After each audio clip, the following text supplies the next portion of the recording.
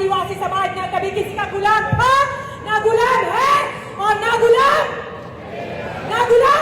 झारखंड की सरना कोड वाली मांग अब राष्ट्रीय स्तर पर उठने लगी है। हाल फिलहाल में आदिवासी समाज के कई अगुआ एक साथ नासिक में इकट्ठा हुए थे। नासिक में एक उलगुलान की तैयारी की जा रही है, एक महाजुटान देखने को मिला, जहां पर झारखंड से भी आदिवासी समाज के कई बड़े चेहरे पहुंचे थे, जहां प्रेम साहिब मुंडा थे, जहां ज्योत्सना किरकिट्टा नजर आई। हमने प्रेम साहिब मुंडा को सुना, उन्होंने क्या कहा। सरना कोड के साथ साथ आदिवासी धर्म कॉलम की मांग तेज हो रही है। वहीं आज ज्योत्सना किरकिट्टा को हम सुन रहे हैं। ज्योत्सना किरकिट्टा कह रही है कि आदिवासी समाज इस भारतवर्ष का पहला निवासी है, मूलवासी है, और सच्चाई यही है कि हमारे जो आदिवासी पूर्वज थे उन्होंने मुगलों से लड़ाई की, उन्होंने अंग्रेजों से लड़ाई की, किसी के सामने हार नहीं मानी, जो कि बिल्कुल सच है कि एकमात्र ऐसी जनजाति है आदिवासी समाज जिसको लेकर ये कहा जाता है कि आदिवासी कभी अंग्रेजों के सामने घुटने नहीं टेकते। और यही कारण है कि आज आदिवासी समाज अपने अधिकारों को लेकर आवाज बुलंद कर रहा है, सिर्फ झारखंड से नहीं बल्कि भारतवर्ष के कोने कोने से।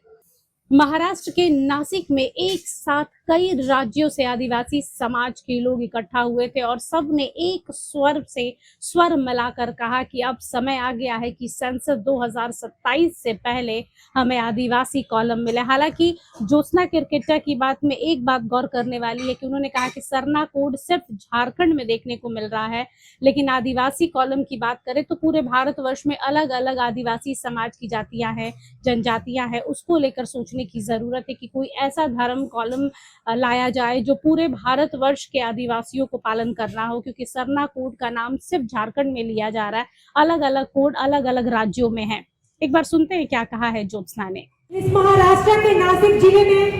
राष्ट्रीय आदिवासी धर्म कोड महासम्मेलन का आयोजन किया गया है, जिसमें भारत के सभी राज्य से हमारे आदिवासी समाज के 500 से भी अधिक जनजाति समुदाय के लोग यहाँ पे उपस्थित हैं और पूरे भारत देश के सभी आदिवासियों को जम्मा जम्मा जोहार। आज भारत के विभिन्न राज्य से आज हम अपने आदिवासी समाज के लिए, अपने आदिवासी धर्म कोड के लिए यहाँ पे सभी सम्मिलित हुए हैं। हमारे राज्य में, मैं झारखंड राज्य से बिलोंग करती हूँ,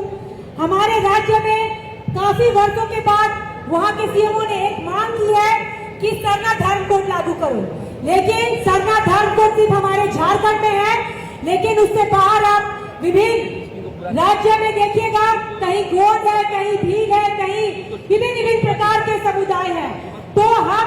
ये मांग सिर्फ एक नहीं करते हैं, हम चाहते हैं, क्योंकि आदिवासी किसी एक धर्म का नहीं है,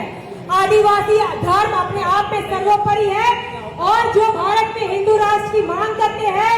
मैं उनको बोलना चाहूंगी कि हिंदू राष्ट्र से पहले भारत में आदिवासी राष्ट्र की मांग करते हैं हम आदिवासी समुदाय, क्योंकि भारत का प्रथम नागरिक हम आदिवासी मूलवासी। हमारे पूर्वजों ने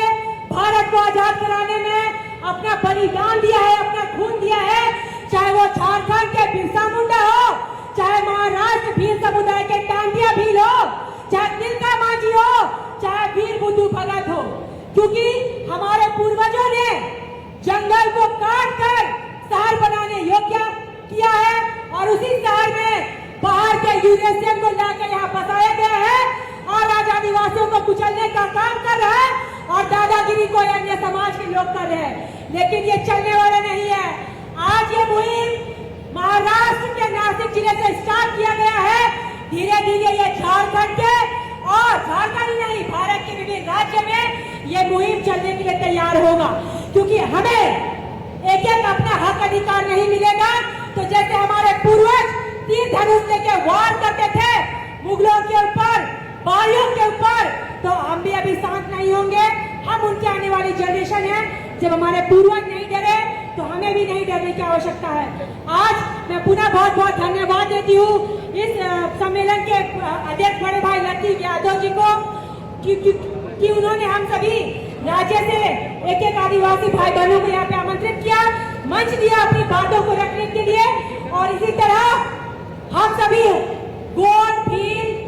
मुंडा, उरांव, संथाली जितने भी